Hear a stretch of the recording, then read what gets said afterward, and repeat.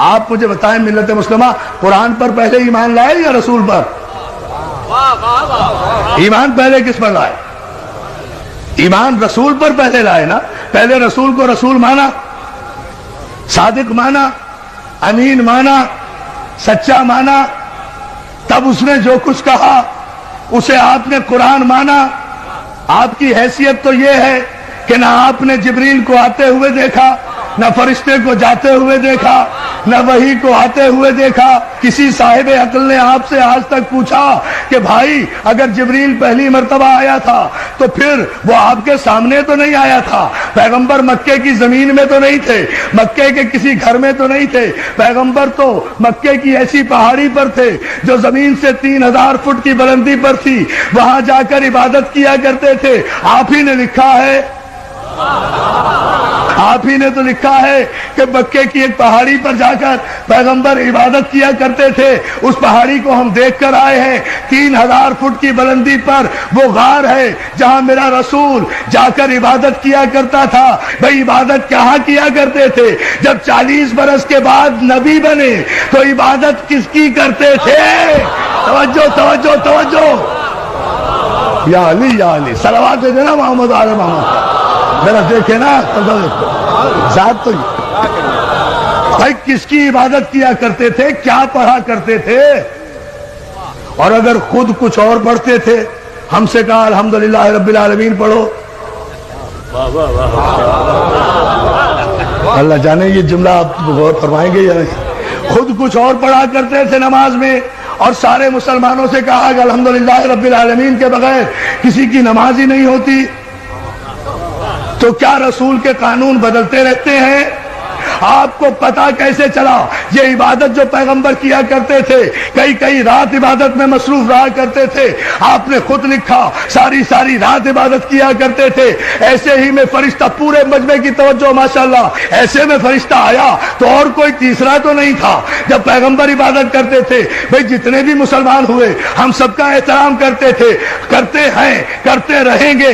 جتنے بھی مسلمان ہوئے، ظاہر ہے بڑی منزلت ہے ان عظیم المرتبہ انسانوں کی جو کافر سے مسلمان ہو گئے، ہم تسلیم کرتے ہیں. لیکن جتنے بھی کافر مسلمان ہوئے ہیں عزیزان محترم، وہ بقول آپ کے اعلان رسالت کے بعد مسلمان ہوئے ہیں نا. اعلان رسالت سے پہلے تو کوئی مسلمان نہیں تھا. جب مسلمان نہیں تھا تو کوئی راوی بھی نہیں تھا، کوئی روایت بھی نہیں تھی، کوئی حدیث بھی نہیں تھی، کوئی محدث بھی نہیں تھا، غار میں کوئی موقع کا گواہ بھی نہیں تھا. یا جبریل تھا یا رسول تھا یا پہلی آیت تھی. اب آپ نے لکھ دیا کہ یوں فرشتہ آیا، یوں اقرا کہا، یوں رسول نے کہا، میں نہیں جانتا، یوں جبریل نے کھینچا، یوں دبایا، یوں رسول کو پسینہ آیا. توجہ توجہ توجہ. حیدری وہاں تو یا جبریل تھا یا رسول، تیسرا کوئی ہے نہیں. تو یہ سارا واقعہ راوی کو کس نے بتایا؟ جبریل نے. یہی تو فرق ہے امتی میں اور رسول میں کہ بشر پر اگر فرشتہ نازل ہو جائے تو سانس بھی نہیں لینے دیتا.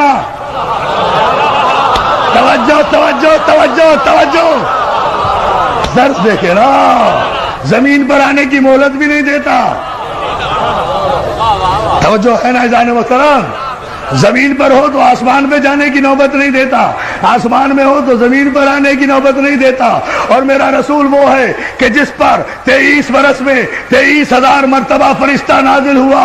سلام کرو ثبات قلب معصوم کو کہ جس کے قلب میں نہ جنبش ہوئی، نہ لغزش ہوئی، نہ حرکت ہوئی. اس لیے کہ فرشتہ جو ہے وہ بھی تو معصوم ہے نا، کہ اس وقت غار میں کوئی نہیں تھا رسول کے علاوہ اور جبریل کے علاوہ. اور پیغمبر غار سے اتر، پورے مجمع کی توجہ، پیغمبر غار سے اترنے کے بعد نہ کسی محلے میں گئے، نہ کسی دوست کے پاس گئے، نہ کسی بت پرست کے پاس گئے، نہ کسی کافر کے پاس گئے، نہ کسی مشرک کے پاس گئے. پیغمبر سیدھے، آپ نے لکھا ہر سیرت کی کتاب میں ابن ہشام سے لے کر شبلی نعمانی تک ہر ایک کی کتاب اٹھا کر دیکھیں، سب نے لکھا کہ پیغمبر سیدھے جناب خدیجۃ الکبریٰ کے پاس گئے ہیں، فاطمہ کی ماں کے پاس گئے ہیں، سارا واقعہ انہیں بتایا ہے کہ پہلی آیت کی شان نزول کیا تھی۔ تو میں یہ نہیں دیکھوں گا کہ راوی کیا کہہ رہا ہے، اس سے احترام رسول مجروح ہوتا ہے۔ مجھے تو یہ بتاؤ کہ خدیجۃ الکبریٰ نے کیا کہا،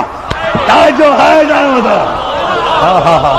بھائی، جو واقعہ بھی ہوا ہے پہلی وحی کے موقع پر، اس کا گواہ کوئی نہیں، لیکن جناب خدیجۃ الکبریٰ وہ ام المومنین بیوی ہے کہ ساری کائنات کی خواتین میں جنہیں یہ شرف حاصل ہے کہ جنہوں نے سب سے پہلے لب رسالت کو وحی کے مطابق جنبش کرتے ہوئے دیکھا اور اس کی تصدیق کی۔ ہائے ہائے ہائے، جناب خدیجۃ الکبریٰ وہ خاتون ہیں کہ جنہوں نے اس وقت تصدیق رسالت کی جب کوئی تصدیق کرنے والا نہیں تھا۔ تو اس پہلی آیت کی راویہ یا تو خدیجۃ الکبریٰ ہوں گی، یا ابو طالب ہوں گے، یا جبریل، یا رسول۔ ان چاروں میں سے مجھے بتاؤ کس نے روایت کی کہ جبریل نے جب اقرا کہا تو پیغمبر نے کہا میں پڑھا لکھا نہیں ہوں؟ کمال ہے۔ آپ مجھے بتائیے کہ اگر یہاں بھی میرے پیغمبر کی تو توہین نہیں ہوئی، بھئی پیغمبر کو کہا نا جبریل نے اقرا، اگر معاذ اللہ پیغمبر نے کہا کہ میں پڑھا ہوا نہیں ہوں تو غلطی کس کی؟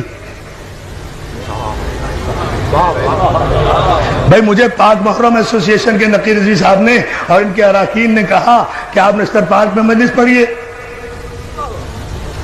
انہوں نے کہا، میں نے وعدہ کر لیا، میں آ کر ممبر پہ بیٹھ گیا، مجمع اتنا ماشاءاللہ سامنے ہے، اب بیٹھ کر بولتا ہی نہیں، مجمع کہہ رہا ہے مولانا پڑھیے، میں کہوں میں بھائی ان پڑھ ہوں، میں تو پڑھا ہوا نہیں ہوں، تو سارا مجمع پاک محرم کے سر ہو جائے گا نا کہ بھائی ان پڑھ کو لا کر ممبر پہ بٹھا کیوں دیا؟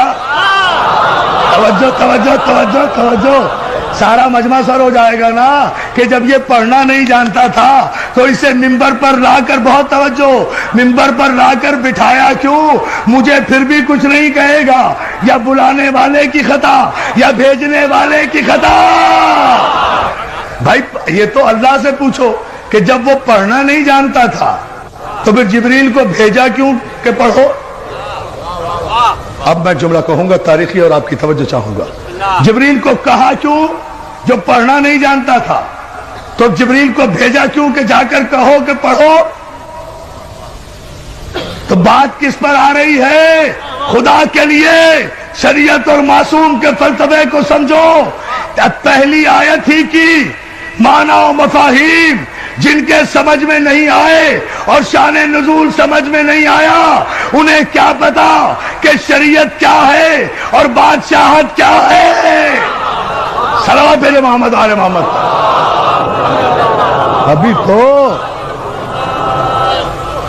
ابھی تو خیر سے پہلی آیت بھی سمجھ میں نہیں آئی، سارا قرآن کہاں سے سمجھ میں لائے گا؟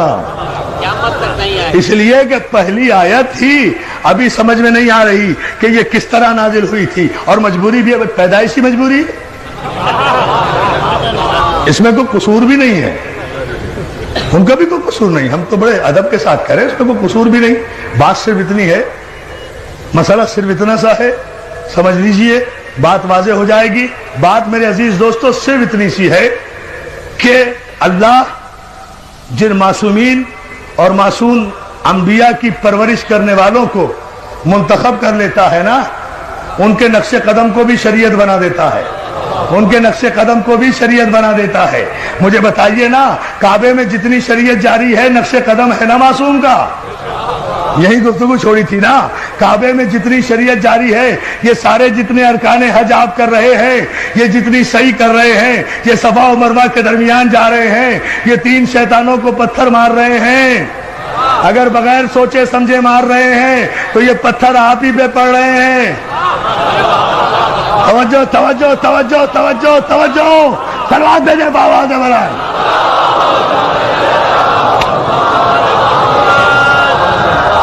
اگر فلسفہ حج سے آگاہی نہیں، یہ سب کچھ کیوں کر رہے ہیں؟ کیوں؟ کچھ ابراہیم نے ایسا کیا، کچھ اسماعیل نے کیا، کچھ اسماعیل کی ماں نے عمل کیا. خدا نے باپ کے عمل کو بھی شریعت بنایا، بیٹے کے عمل کو بھی شریعت بنایا، معصوم نبی کی ماں کے عمل کو بھی شریعت بنایا. اور شریعت میں کسی کو چون و چرا کی گنجائش نہیں ہوتی.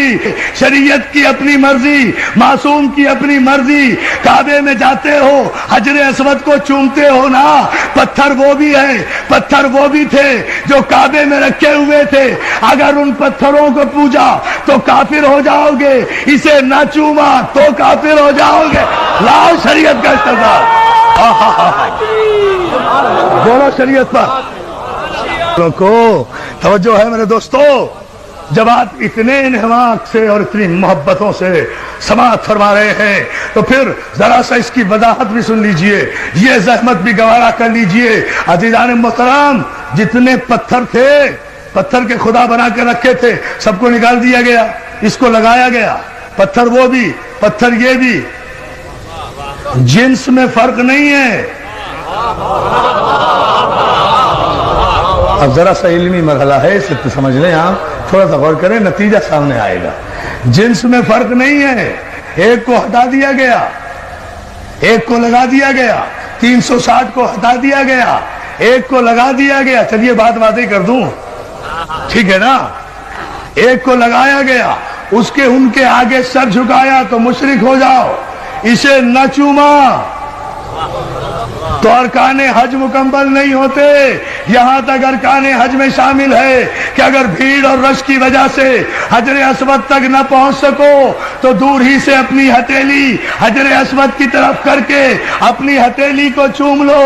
حجر اسود چومنے کا ثواب ہوگا. تو مولانا رش کی وجہ سے حجر اسود تک نہیں پہنچ سکے نا، اصل تک نہیں پہنچ سکے تو ہتھیلی یا انگلی کا اشارہ کر کے چوم لیا نا، وہی ثواب ہوا. تو اور ہم کیا کرتے ہیں؟ ہم بھی تو مجلس کے بعد اگر کربلا نہیں پہنچ سکتے تو انگلی کے اشارے سے السلام علیکم یا علی یا علی یا علی. تیرے محمد علیہ محمد پر ایک عجیب فلسفہ کہہ گیا ہوں، ایک عجیب رخ سے اتنی احتیاط. پوری توجہ آپ کی چاہوں گا. عزیزان محترم، مولا آپ کو سلامت رکھے. اس مسئلے پر آپ غور کریں گے تو سارے مسلمانوں کا متفقہ مسئلہ ہے نا، حجر اسود کو چومنا. کیوں؟ وجہ صرف یہ ہے، کوئی وجہ نہیں ہے. اس پتھر میں کوئی پھول نہیں لگے ہوئے، کوئی یہ ڈائمنڈ نہیں ہے، کوئی ہیرا نہیں ہے، مگر 1 کروڑ تاج محل قربان حجر اسود تھا. 1 کروڑ تاج محل اور شیشے اور سونے کی عمارتیں قربان، ہیروں اور جواہرات کی کانیں قربان حجر اسود پر. کیوں؟ خدا کے لیے پورا مجمع توجہ کرے. اس لیے کہ میں اپنی تقریر پر اب توجہ نہیں دلوا رہا، میں قیامت کے شعر پر آپ کو متوجہ کر رہا ہوں جو بروقت مولا کی مدد سے مجھے یاد آیا. عزیزان محترم، کوئی وجہ نہیں ہے، وجہ صرف یہ ہے. اب سمجھ لیں آپ، شریعت بھی سمجھ میں آ جائے گی، معصوم بھی سمجھ میں آ جائے گا. علی نے توڑ کر بت، کوئی دلیل نہیں ملتی، یہ شریعت میں شامل کیسے ہو گیا؟ علی نے توڑ کر بت حجر اسود کو دیا بوسا. ٹھہرو بیٹا، ٹھہرو نہیں. علی نے توڑ کر بت حجر اسود کو دیا بوسا. کہیں بگڑی، کہیں پر بن گئی تقدیر پتھر کی. یا علی